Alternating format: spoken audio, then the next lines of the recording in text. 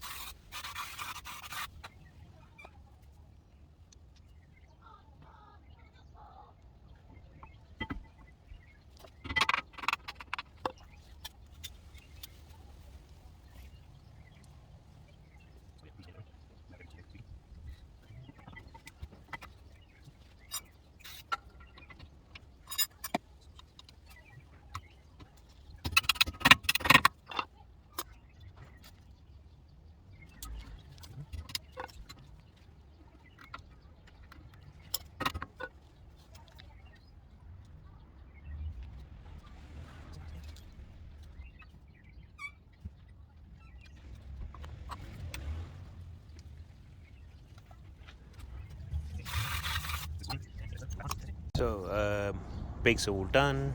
Road tested it. Obviously I can't video while I'm driving, it's illegal. So I road tested it, squeaks all gone, and yeah, that's it really. I hope you enjoyed the video and you learned something. So if it's squeaky brakes, you don't really need to change the brakes and pads, because it's obviously done recently. You should obviously see how much pads were left. So this is a cheaper fix, and And yeah, that's it really.